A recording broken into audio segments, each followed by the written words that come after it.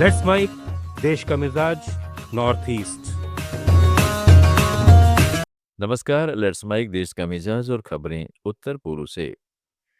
रायजोर दल के नेता अखिल गोगोई का कहना है कि विधानसभा चुनाव में हेमंत सरकार का सफाया हो जाएगा। कालीगांव में चुनावी रैली में उन्होंने कहा है कि राज्य में लगभग 80 फेक एनकाउंटर के मामले दर्ज किए जाएंगे और मुख्यमंत्री को गिरफ्तार किया जाएगा। गोगोई ने आरोप लगाया कि हेमंत सरकार ने महिलाओं के माइक्रो फाइनेंस लोन माफ करने का वादा किया था और वो तोड़ दिया। उन्होंने कहा है कि अगर उनकी सरकार बनी तो 6 महीने में सभी महिलाओं के लोन पूरी तरह माफ कर दिए जाएंगे। त्रिपुरा में आदिवासी क्षेत्र स्वशासी जिला परिषद चुनाव को लेकर भाजपा प्रचार अभियान में जुट गई है।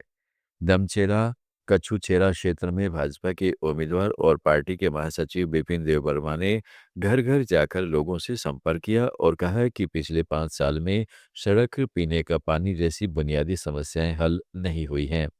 उन्होंने टिपरा मोथा के वर्तमान member of district council Dhirendra Dev Varma पर निशाना साधते हुए कहा है कि लोग अब तेज विकास चाहते हैं। बिपिन देव वर्मा ने दावा किया कि प्रधानमंत्री नरेंद्र मोदी और मुख्यमंत्री माणिक साय के नेतृत्व पर लोगों का भरोसा बढ़ रहा है और भाजपा को व्यापक समर्थन मिल रहा है। उन्होंने कहा कि अगर भाजपा परिषद बनाती है तो सड़क, पानी, बिजली और संचार जैसी समस्याओं को तय समय में सुलझाया जाएगा। गौरतलब है कि टिपरा मोथा और भाजपा राज्य सरकार में सहयोगी होने के बावजूद परिषद चुनाव में अलग अलग लड़ रहे हैं। सिक्किम में 24 अप्रैल को होने वाले नगरपालिका चुनाव में मुख्य विपक्षी पार्टियां सिक्किम डेमोक्रेटिक फ्रंट और सिटीजन एक्शन पार्टी ने हिस्सा न लेने का फैसला किया है।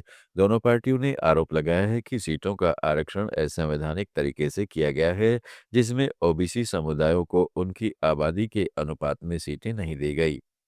एसडीएफ के वरिष्ठ उपाध्यक्ष कृष्णा खरेल ने गंगटोक में मीडिया से कहा है कि यह प्रक्रिया जनसंख्या के आधार पर नहीं बल्कि पक्षपातपूर्ण है, जबकि सीएपी ने भी इसे 2019 के घोषणा पत्र के उल्लंघन बताया है। नतीजा यह होगा कि सत्तारूढ़ एसकेएम कई वार्डों में बिना मुकाबले चुनाव जीत सकता है। विपक्षी दलों का यह बहिष्कार सिक्किम की स्थानीय निकाय चुनाव को काफी हद तक एक तरफा बना सकता है। मेघालय सरकार ने ग्रामीण इलाकों में हर घर को सुरक्षित पेयजल पहुंचाने के लिए जल जीवन मिशन के साथ एक समझौता ज्ञापन पर हस्ताक्षर किया है। मुख्यमंत्री कोनराड के संगमा ने 27 मार्च 2026 को केंद्र सरकार के साथ यह एमओयू साइन किया। इस साझेदारी का मकसद सतत जल प्रबंधन, बुनियादी ढांचे का विकास और तय समय में काम पूरा करना है। राज्य में फिलहाल 83% से ज्यादा ग्रामीण घरों में पाइप से पानी पहुंच रहा है। बचे हुए काम खासकर दूर दराज और पहाड़ी इलाकों में अब तेजी से पूरे किए जाएंगे। मुख्यमंत्री ने कहा है कि केंद्र सरकार के साथ मिलकर वे इस मिशन को समय पर पूरा करेंगे, जिससे लोगों के जीवन स्तर में सुधार होगा। मेघालय देश का 12वां राज्य है जिसने जल जीवन मिशन के सुधार संबंधी एमओयू हस्ताक्षर किए हैं। मणिपुर के मुख्यमंत्री युमनाम खेमचंद सिंह ने कहा है कि राज्य सरकार जनगणना की प्रक्रिया निष्पक्ष और पारदर्शी तरीके से कराने के लिए पूरी कोशिश कर रही है। मणिपुर विश्वविद्यालय के 15वें दीक्षांत समारोह के मौके पर इम्फाल में पत्रकारों से बात करते हुए मुख्यमंत्री ने कहा है कि सरकार निष्पक्ष और न्यायपूर्ण जनगणना के लिए अपना पूरा जोर लगा रही है। यह बयान ऐसे समय में आया है जब राज्य में अवैध प्रवासियों की पहचान, राष्ट्रीय नागरिक रजिस्टर यानी एनआरसी लागू करने और विस्थापितों के पुनर्वास की मांगों जोर पकड़ रही हैं। गृह मंत्रालय ने कार्यक्रम के अनुसार मणिपुर में 2027 की जनगणना के लिए घर सूचीकरण सितंबर 2026 में होना है।